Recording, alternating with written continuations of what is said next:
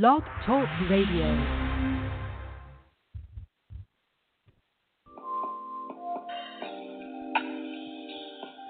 You are live at the Literary Lounge with your host, Destiny D, bringing you the newest and the brightest of the literary world right to your ear hole. Every Saturday from 1 to 2 p.m. Eastern Standard Time. Tune in, listen up, and learn something.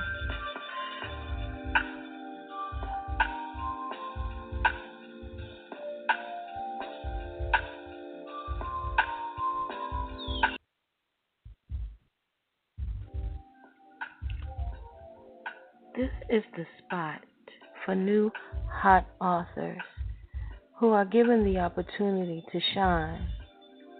Each Saturday from 1 to 2 p.m. Eastern Standard Time, we will showcase a new author here at the Literary Lounge. We are taking out the time to give all of our literary friends an opportunity to showcase their work. The New Author Spotlight is a platform that allows us to ask up to 10 questions or more to give you, the audience, the most in-depth current information about each writer in their literary piece. We will have a new guest every week. Stay tuned.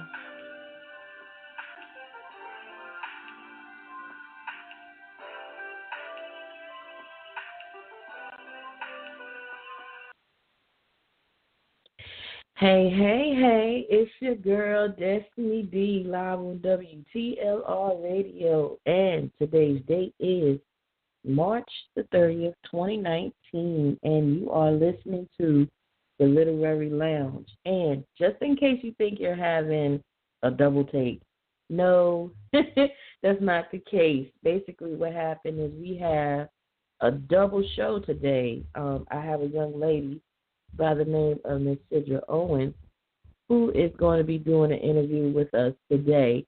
So please stay tuned because we want to talk about her new book, also a little bit about her background, and any events or anything that she may have in the near future and how you can get in contact with her about her new book. So with that being said, we're going to see if she's on the line. Hello, Sidra, are you there? Hi, and it's pronounced Seedra. Sidra, I'm so sorry that I've been butchering your name. It's okay. It's okay. I'm used to it. Well, I got you now, so I will not say it again. Okay. I will pronounce Sidra. How you doing? All right. I'm doing well. How are you? I'm doing good. It's a beautiful Saturday. All right. Yes, it is. It is very nice outside today. I would like to give you the opportunity to actually introduce yourself to everyone who is tuning in to the show. Okay. Well, my name is Sidra Owens. I'm a self-published author. I published my first book, A Haven Amidst Perdition, in April of 2017. And I've been trying my best to push and promote that ever since then. I live in North Carolina. I've got my boyfriend. I have a daughter. I work full time, but writing is my bliss. Is what I would like to do with the rest of my life. Okay. So, what part of Carolina are you from? Durham. Oh, Yep. You right there in the road, girl. Okay. Yep. I got you. All right. So how long have you been writing? Well, that's kind of tricky. When I was in high school, I had peers tell me, you should go to school for writing. You should go to school for writing. But when you're young, you have your own ideas about what you want to do. So I didn't do that. But over the years, I've just written here and there. You write things trying to flex your muscles and you don't like it and you start over. And it got to the point where I couldn't finish what I was writing. I would start and feel like I got about halfway through, but I just couldn't continue. And over time, oddly enough, I got into something called tabletop role play games. You know what I'm talking about? No, I've never heard of it. How does it go? Well, tabletop role play games, you heard of Dungeons and Dragons, right? Oh, you mean like God of War game? I mean, was it Game of War and stuff like that, where you could actually talk to people and fight, all that stuff? Well, those are video games, but a tabletop game is usually where you have to use your mind. You have a framework based. It's usually a book, and someone is the one that makes up the story. You make up a character, and you interact with other people and their character in whatever world has been set forth for you, and it allows you to be very imaginative. So my boyfriend and I have done that for a long time, and in doing that, I learned how to do character development. That was the problem I was having when I couldn't finish a work in progress. My characters weren't developed enough. Their backstory wasn't developed enough. And so in doing that tabletop role-play games, I learned how to do character development. So, I took a few classes online and short story writing and things like that. And then about, I think it was 2015, I wrote a short story called Quitting Time. And that's actually up on Amazon right now. And I wrote it to completion. It was about 30 pages, and it was a full work. And it just hit me all at once. I can do this now. And so that's when I started penning A Haven Amidst Perdition, and I was able to complete it. Okay, I'm glad that you actually went through the whole process of figuring out what niche you had to find and then putting everything together. That's awesome that you were able to use that. I have had like times when I've went on different apps and stuff like that. I think it's like one thing called Choices. I don't know if you ever heard of that, but it's basically when someone comes up with a storyline, but you pick which way it goes. Pretty much, they have an alternate. It's like you have a basic storyline. You have basic characters. You actually make the character look more to your liking, and then like you have like a yes or no sequence, and they give you options. Like one of your choices could be tell him that he's the father, or just be quiet. So when you click on one option, it takes you through a whole other storyline. But if you click on like the alternate, then it will go through the storyline a different way. Like it will give you alternate endings. And then as you go through, you have the opportunity to like write your own story. And I did that a couple of times, like where I created like one of those stories. I don't know if it went too well, but but that's okay because you got that experience. Yeah, it sounds very similar.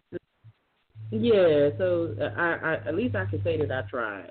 Now, my thing for books was dreams. Like I would have a dream, and then as soon as I wake up from the dream, I would write it down. And and that's like 2 or 3 of my books dropped. I had those vivid dreams, and then that was how the book was just given to me, and it was like as soon as I started typing, the story just came, and I just kept typing. Everybody has their own niche, so yeah, that's true. Usually, my ideas and characters come to me when I am trying to go to sleep. Oh wow! Yeah, when I'm on my way to sleep is when they start coming to me. So do you get up? Do you wake up and get a notepad, or how do you? No, I usually don't. Usually, I'm fortunate enough that when I wake up, I still remember because I wasn't fully asleep, so it's still there, and I can start typing once I have that character formulated.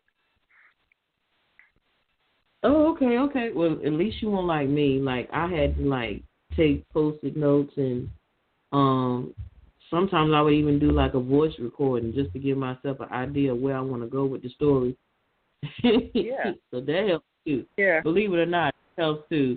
Like if you have an idea about a certain character going through a certain situation, sometimes it's best to either jot it down or either send yourself a voice memo.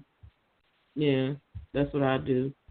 So tell us a little bit about your book. What is it all about? So, Haven Miss Perdition, the main character is Eve, and Eve is she's a biracial 14-year-old girl living in the South in the 1940s. And she had to quit school. Well, her mother forced her to quit school because it was time for her to keep house. And she's living with her mother and her stepfather, who hates her immensely. That's where you come into the story. She's keeping house.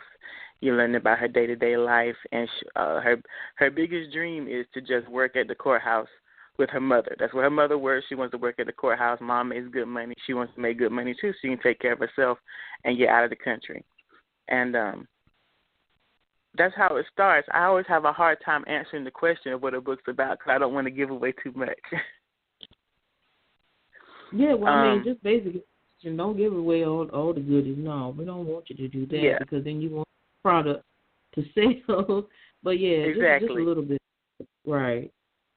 Yeah, but that's it's Eve and her experience being biracial in this home, which is fairly abusive, and what starts to unfold in her quest to, do the simple things like keep milk in the house, because that's what was important back then. Okay, I understand. So I know that was terrible. Like, what time are these characters living in? Can you give us a Oh yeah. Then I said it earlier. They're in the 1940s, and they're in the Deep South. Okay. Now that makes sense because like most people just go to a grocery store for milk. So when you put it in like a Renaissance era or times where they had to actually milk cows and all that stuff and have it done before 7:00 in the morning, that makes a difference. Exactly. That's kind of experience. Right. Okay. I got you. And where, without telling, the whole gist of the book, but where was she trying to go? Like, was she trying to go to Paris or? Where no, exactly she was just trying to. She was just trying to move to the city. She lived in the country, and she's just trying to move to the nearest town to try and start her life. That's all, because she couldn't go to school anymore. She was keeping house. Oh, wow. So she just wanted to get out of the house, go to school, and make something of herself. Okay. Yeah, exactly. Oh. Well, that's cool. It's very rare that you find people who go back in time to write books. Now, let me ask you this. Is it fiction or nonfiction? Oh, it's fiction. It's very much fiction. But I'm sure that many girls during that time probably found themselves in a similar position. Right. So if you had to say that there was one part of the book that really stood out to you, or you really went in on that part, what part would that be without giving it away? Oh, honestly, there are a lot of parts that I went in on. It's just the way I write. Oftentimes when people write, they have a story arc. You're building up to a climax. It calms down, then it ends. The way my stories come to me, there'll be several climaxes. So there are lots of tense moments throughout the whole thing. Her relationship with her stepfather, he's very abusive of her because, he's not her child. So there are interactions between them that are violent and tense. And then later on with her mother, she eventually escapes her circumstances, but is in it's a somewhat unconventional way. You just have to read it. You just have to read it. True. So, where can we find your book, and how much is it going for? Well, I self-published it on Outskirts Press, so it's available there. It's also available for limitedly on Amazon for the ebook and the paperback. The ebook is $8.99 and the paperback is $20.95. You can go to Amazon right now. And once I'm done with my Kindle Unlimited time, I'll be putting it back on other distributors. Okay. So how big is this book? It's 300. It's just over 300 pages. It's a full-length novel. Yeah. So how long did it take you to write this from start to finish? I think that one took me about 9 months because I wasn't able to just sit down and do it. You know, I was taking care of my family, working full time. But that one took me, I guess, about 9 months to complete. And that's about the average time. I know a lot of authors seem to really burn through their books. I'm just not able to get it written out like that. But yeah, most of my books take me about 9 months. The one I'm working on now is taking a lot longer because I've had to stop and take breaks in between and finish school and things like that.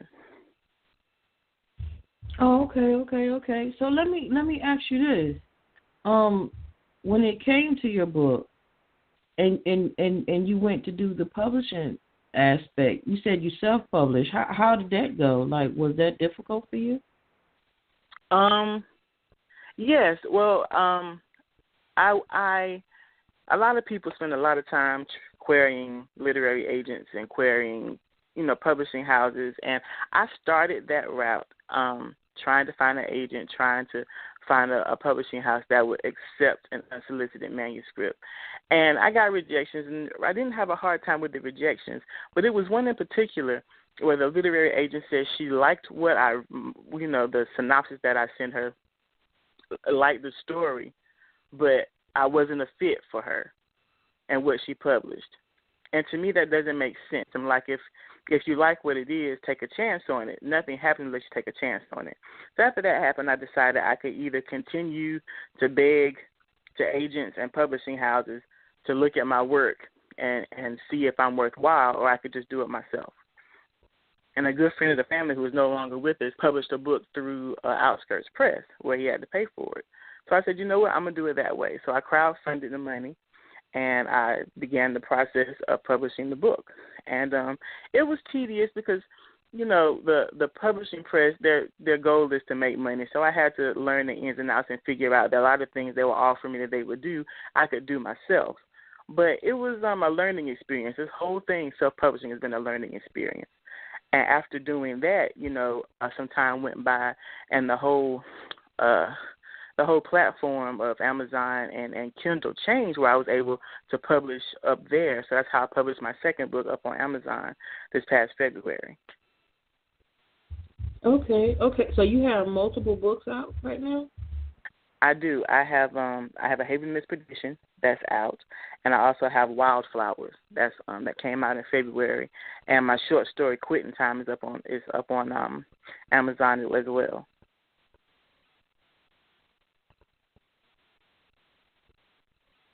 All right. So the second book that you mentioned, how much is it going for? Like, and what is it all about? I mean, we could talk about two different books if you like.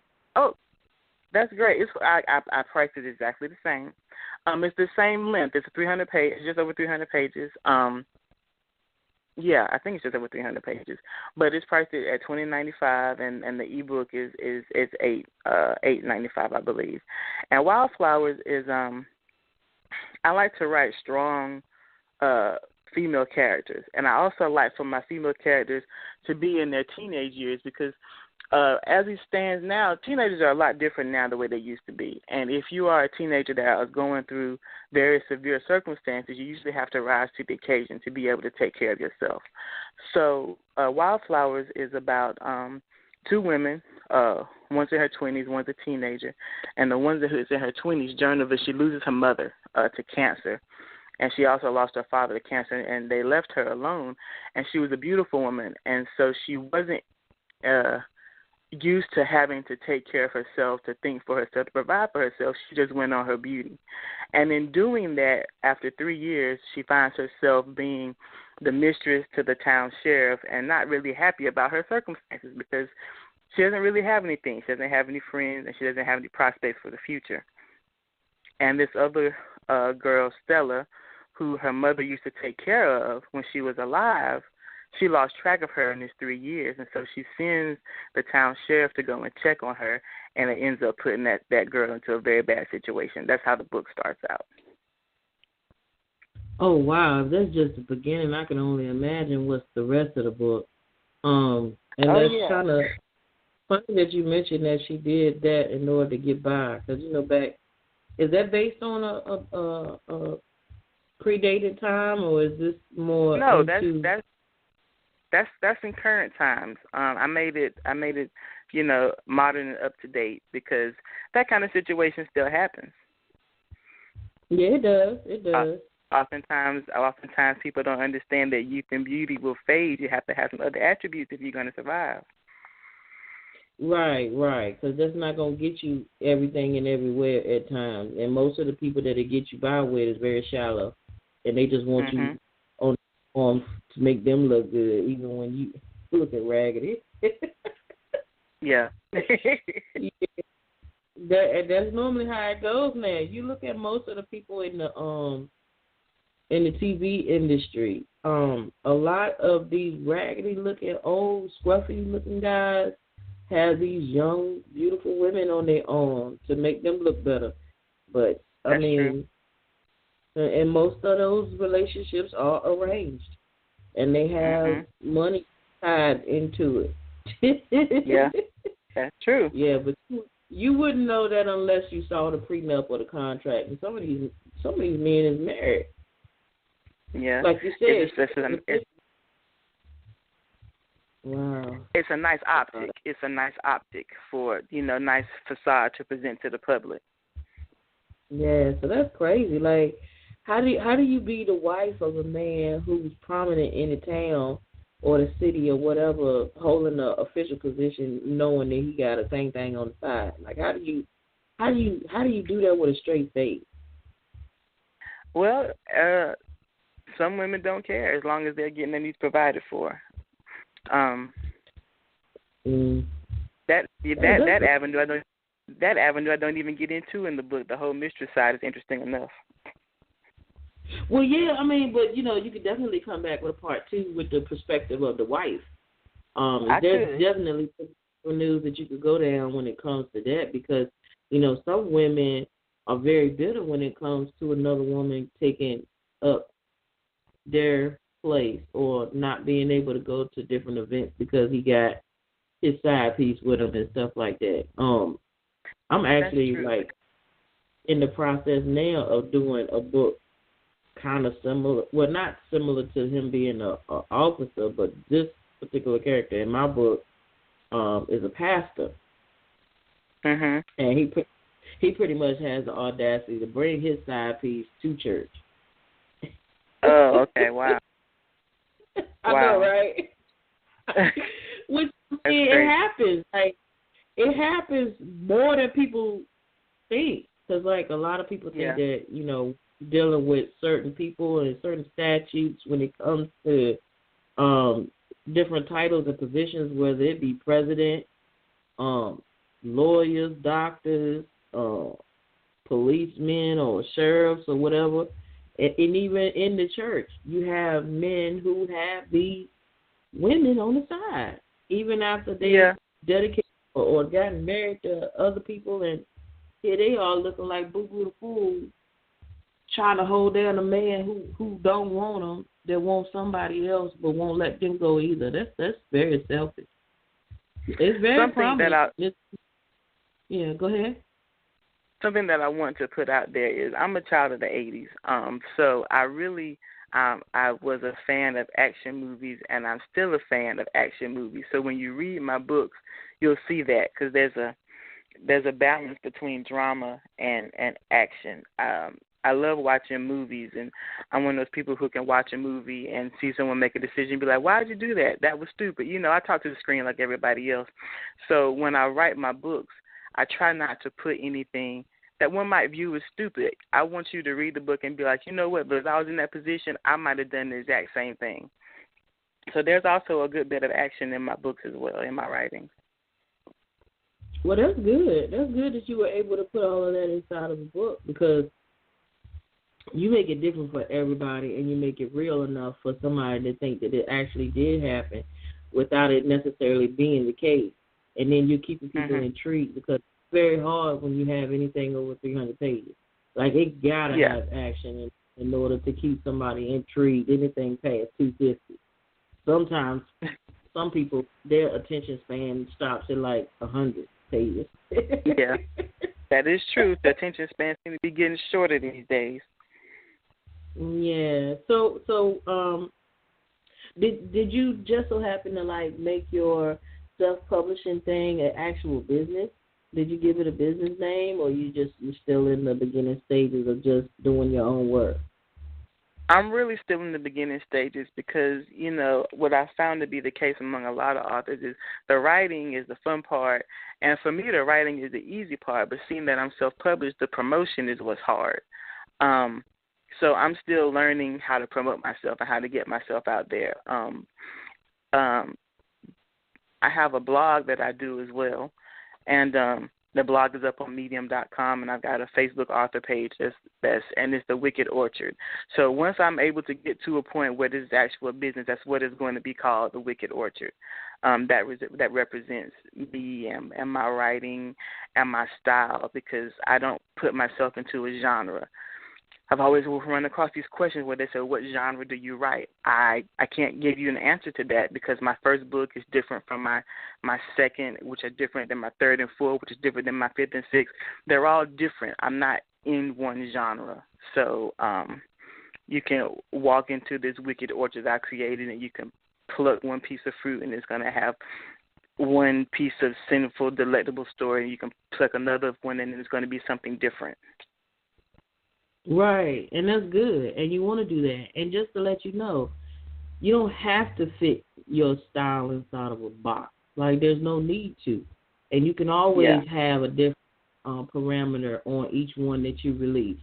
And what people fail to realize is when you're an author and you have a genre that has not been created, you create the genre. So if you have a urban poetry novel dealing with thriller, suspense, and some old crazy stuff, then if there's no other book like yours, then you create the genre. So then other writers who have the same thought process can actually go in and drop under that genre. But always be a trendsetter. Don't let people make you think that you have to be cookie cut or you have to have, this fits inside of a box. I can't stand when people say if you're not an urban fiction writer, then we won't accept you, or if you're not a fiction writer who deals with this particular aspect or apparatus, then we can't accept you. Like, it doesn't make sense for them to want one type of book when you can just I can't stand that either. And cross all the strings. And then you can do that. Like, being that you have everything set up yourself, you can do that. And you can reach out to people who have books that are not identified with any kind of genre. You know what I'm saying? Just to give those writers an opportunity to say, okay, well, you don't have to be cookie cutter. You can pick whatever you think of. We'll find a genre for it, or we'll create one. Boom. That's your tagline. Exactly. Yeah, so that's a blessing that you were actually able to put everything together on your own. Because like a lot of people, they get discouraged when they find out that people won't accept them, and then like they just let the book sit. But I'm thankful that you were persevering enough to want to continue to do your work and want to actually get it out there yourself. So I do applaud you for taking the time out and actually doing the self-publishing. Because it, like you said, it has its moment. Like the book writing, like you said, that's the easy part because it's just your ideas being flowed out and put on paper or typed up or whatever. It's the background that you don't have, and see, you're actually making good headway. Believe it or not, the average person who tried to do crowdfunding to even create a book, you got funds, so you doing better than most. You know what I'm saying? Like, no lie. You're doing better than most. Like, I've had people who have had house fires and stuff like that who have tried to raise money with a need and got like $5. So I'm fortunate that I had a lot of people who were supportive. Right. So definitely you have a support group. And the only thing that you can do as far as making it better is for all of those who seeded into your dream is you give back to them. Like you could do like a book signing where you can sign autograph copies and stuff like that just for the ones who did the crowdfunding. And that's what I've done. A lot of the people who crowdfunded me, who donated, also have purchased the book, and I always autograph their books. And I've had several readings since I published the Amidst Perdition around the Triangle and the Triad here in North Carolina, and signing books and doing readings. And my readings are free. I don't charge. So yeah, I try my best to give back as much as I can and let them know how much I appreciate what they've given to me. Oh, well, that's a blessing. I'm so proud of you and for you to be doing what you're doing. Now, let me ask you this: if somebody wanted to get in contact with you, what is your social media and stuff like that, where they can reach out to you? Your email, your website if you have one, and all that good stuff. So the best email to reach out to me would be thewickedorchard@gmail.com. And that's the Wicked Orchard altogether. I am on Facebook. You can find me at Sidra.Owens.1. And then there's also my author page, which is Wicked Seedra. You can find me on Facebook at Wicked Seedra, too, and that's mostly about my writings and my blog. And I've got my blog up, which is great. I'm going to be posting a lot more content, more nonfiction commentary on my blog, and that's get to it. That's at Sidra Owens. It's medium.com/@Sidra Owens. And I've got tons of articles up there. And I also have my YouTube site where I'm doing video commentary. I started a long time ago, and I just started getting back into it at the end of December. So there isn't a whole lot of content up there, but I am slowly working on it. And let me get that. So I can tell you, just type in the Wicked Orchard on YouTube, and it'll take you right to me. Okay, great. Now, do you have any events in the near future, any book signings or anything, or events that your followers could come find you and purchase a copy of your book at? Oh, man, I wish I did. I've been trying to. When you're still having to work full time and then trying to promote your writings, it's hard to be able to get time off to do what you need to do. So I don't have any events planned in the near future. I'm hoping to have something towards the end of spring, when I find a venue and get the time off. So I'll be putting information about what I've got going on up on Facebook and sending out emails through my monthly newsletter that I just started back in February. So they're coming. It's just not yet. Okay. Now, the job that you said that you have full time, do they offer you vacation time? They do, and I'm on that right now, as a matter of fact, just to spend time with my daughter during her spring break. But you have to plan so far in advance. A lot of pieces have to come together for it to be just right. So I'm still working on that. Okay. Well, definitely do keep us posted with anything that you got coming up that you are going to do. I do know that it doesn't take much to get set up with the local library to do a book signing, like at the local library. Exactly. Most of those facilities would be like, as long as they can find your book, like on Ingram or Amazon or something like that, then they'll be more than happy to set you up for, a book signing. And sometimes those only last like maybe 4 to 6 hours. I wouldn't make it no longer than that. Yeah, usually I keep my book reading to about 2 hours, yeah. Yeah, like a pop up and run. Yeah. So is there anything about you that you would like your readers to know? And then is there anything about your book that you would like your readers to know? I guess they're kind of in tandem.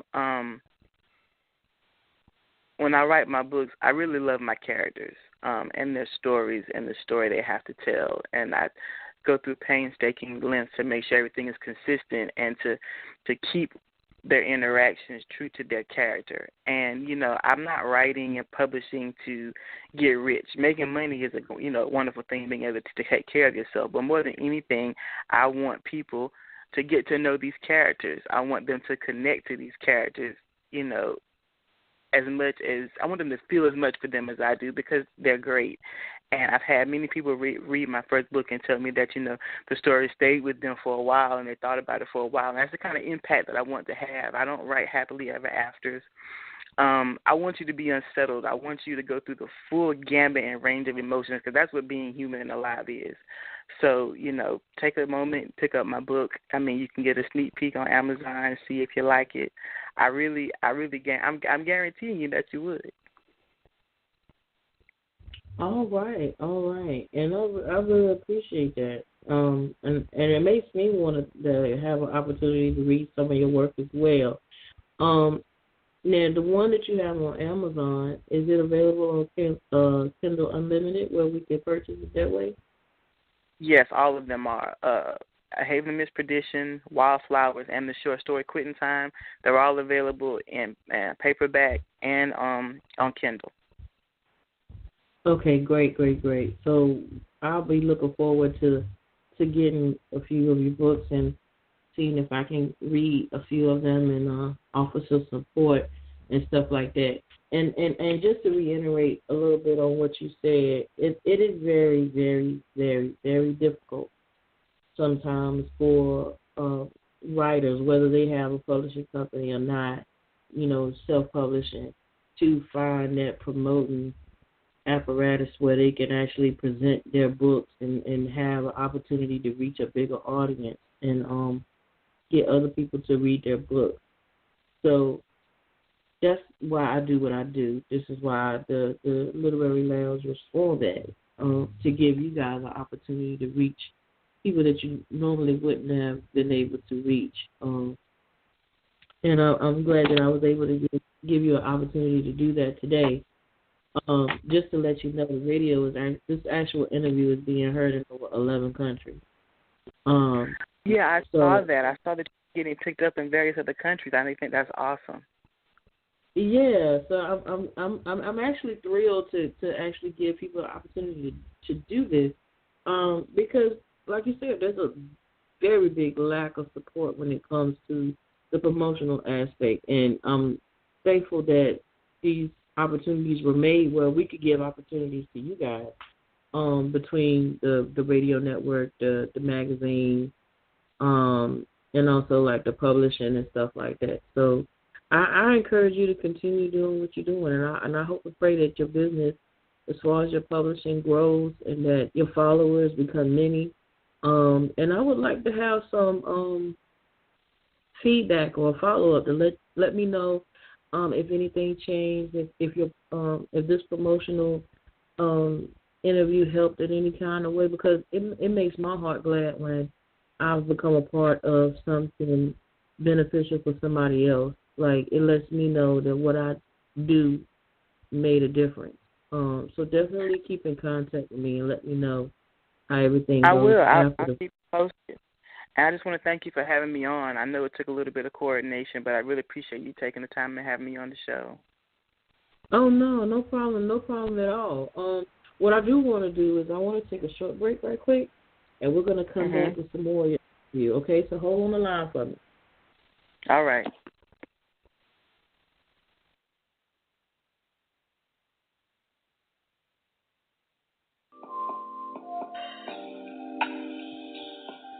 You are live at the Literary Lounge with your host, Destiny D,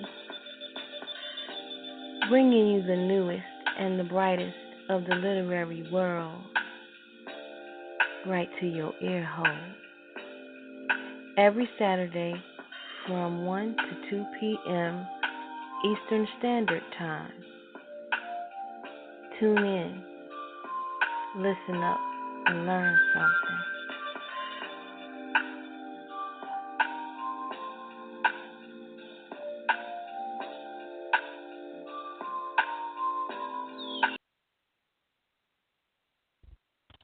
All right, guys, and we are back, and we are live at the Literary Lounge, and you are listening to your host, Destiny D, and we are live on WTLR Radio, and today's date is March 30th, 2019, and we are on episode 45. And if you haven't heard we are actually with a special guest by the name of Sidra Owens, and she is the author of the book titled A Haven Amidst Perdition. And we have been discussing a little bit about herself, a little bit about her book, and we've been giving her the opportunity to give you all of the information about how you can get a hold of her book, and everything that she has going on right now. So what we want to do is we want to give her an opportunity to give all her good shout-out and everything to the people who have assisted her along the way. So if you have anybody that you would like to give a shout-out to, please do that right now. I definitely do. My boyfriend, Cedric Kennedy, we've been together for 24 years, and it was through tabletop role play with him that I learned how to craft, to complete character development and how to create worlds and how to have characters move within that world. And he has listened to A Haven Amidst Perdition chapter by chapter as I wrote it. He listened as I edited. He's probably heard the book 7 or 8 times. He's my biggest supporter, and he's the one that has been pushing me to get, promote myself and publish anything that I wanted to do to get this done, because, he believes in my work as much as I do. And so I just want to make sure that he understands that I love him and I appreciate his support. And my daughter, she's been listening to my stories since she was a toddler. I used to read my stories to him so he could help me with consistency, and she would always go to sleep. My mother, Lorenzo Meacham, who's no longer with us, he passed in December, but, he was one of the first ones to actually read The Haven Amidst Perdition and support what it was and enjoy the story. And he was at just about every reading that I had. There's so many of my coworkers at my job, family members. I just want to thank you for the love and the support and help pushing me through this journey in being a published author.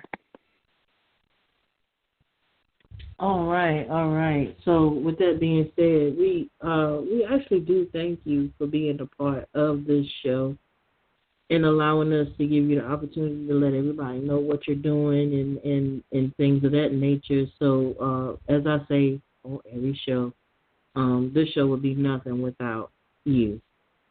And I really appreciate you being able to take out the time, and I feel even more honored that you took time away from your child to actually be available for this interview when you could have been enjoying your vacation. So I really thank you for taking out the time, being with us here today. And I encourage you to keep going and keep pushing. And I pray that, your everything that you do go onward and upward. And if you have any final reflection or anything that you would just like to let your readers or your followers know, please do so. I'm not that old. I'm 39, and the society we live in will often make you think that you have to have your life put together and laid out perfectly by the time you're 18 or by the time you get out of college, and that's just not the case. It takes time for you to find your path, to find your niche and what you want to do. So give yourself that time and cut yourself a little slack, because it's not going to come quickly.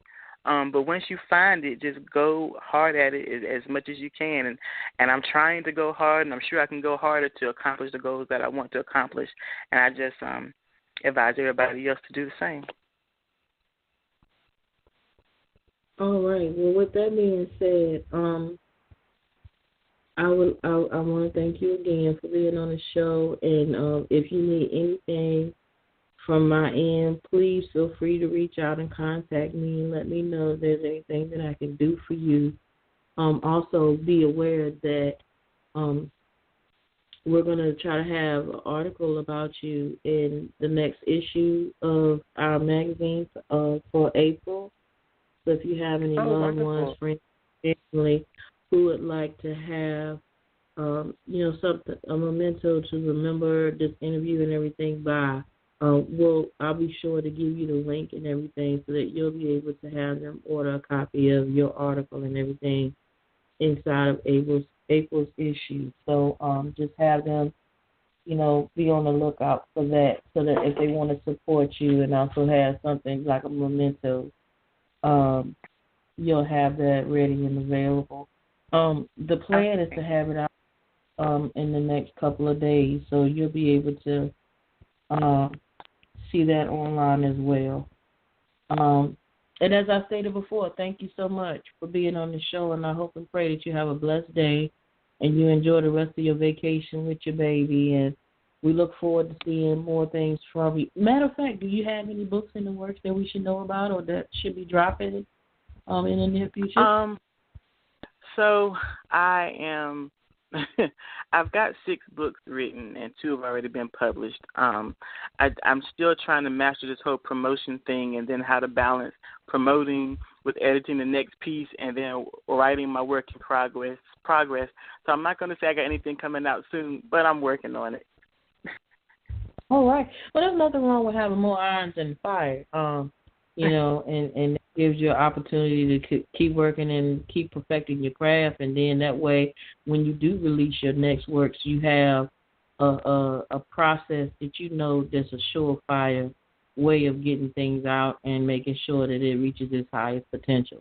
So definitely keep working at it, keep building your craft, and keep adding on to your repertoire. And, like I said, I hope nothing but prosperous things in your future. So thank you so much for being on the show. Thank you for having me on the show and for helping me out so much and being so supportive. I really appreciate it. Yes. And like I said, I will be online to get some of your books on Amazon, because I've been buying the Kindle Unlimited just so I can support the writers that I have on the show, just to give them an opportunity to get a leg up. If it's nothing but to click to make sure that you get your credits and everything, at least do that much to make sure that you're good to go. So just to reiterate, just give everybody a brief review of what books are available online and your contact info one more time. So right now on Amazon, I have A Haven Amidst Perdition, which was my debut novel, and I also have Wildflowers, which is my second novel, and my short story, Quitting Time. They're all available in paperback and Kindle on Amazon. You can find me on Facebook at Wicked Seedra. That's my author page. My email address, thewickedorchard@gmail.com. And you can find me on Medium, my blog, at Sidra Owens. So I have lots of nonfiction, social commentary, informative articles on Medium, so you might want to check that out too. Yes, you guys, please do. And like I said, I want to thank everybody for tuning in and listening in to the show. I'm so grateful to have the followers that I have. I want to give a shout-out to all of my babies all over the world who have been supporting this radio station and this network, and all of the authors that have been here. I've been so proud of the magazine reaching, the broad audience that it has. I just recently found out that I've had multiple copies of the magazine bought and purchased in Japan. So I do know that our international brothers and sisters are listening. They are getting copies.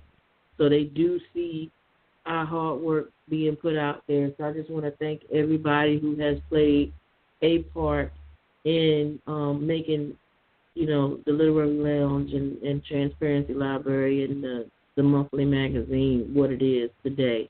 Because it all started out with a dream of promoting and helping Black authors with getting their work out.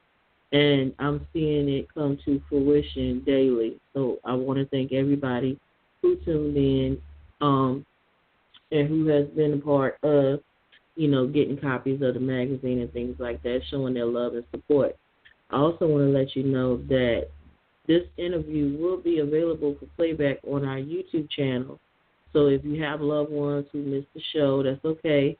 I'll send you the link later on so that others can be able to click on the link and actually hear the interview live. Well, it won't be like live, but it'll be available for playback from now until henceforth and forevermore on our YouTube channel, as long as YouTube is still, I guess, functional.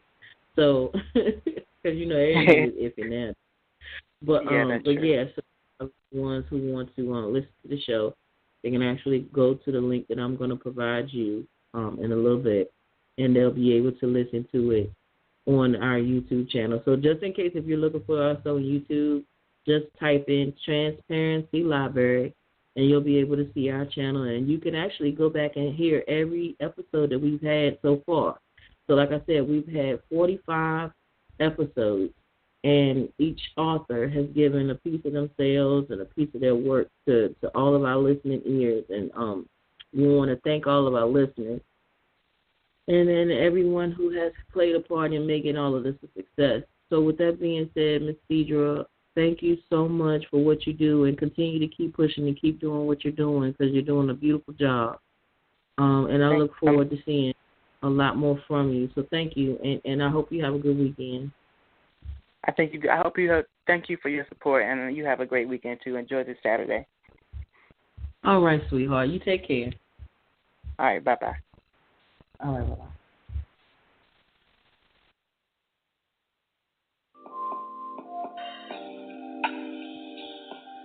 You are live at the Literary Lounge with your host, Destiny D, bringing you the newest and the brightest of the literary world right to your ear hole. Every Saturday from 1 to 2 p.m. Eastern Standard Time. Tune in, listen up, and learn something.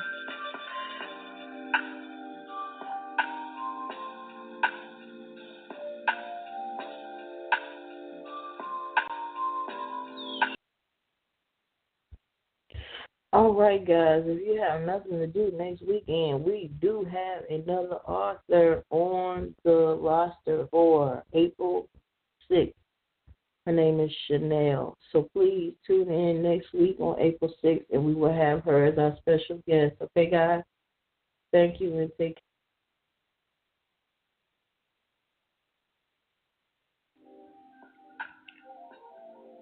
care. This is the spot for new hot authors who are given the opportunity to shine.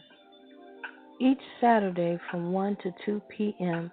Eastern Standard Time, we will showcase a new author here at the Literary Lounge. We are taking out the time to give all of our literary friends an opportunity to showcase their work. The New Author Spotlight is a platform that allows us to ask up to 10 questions or more to give you, the audience, the most in-depth current information about each writer in their literary piece. We will have a new guest every week. Stay tuned.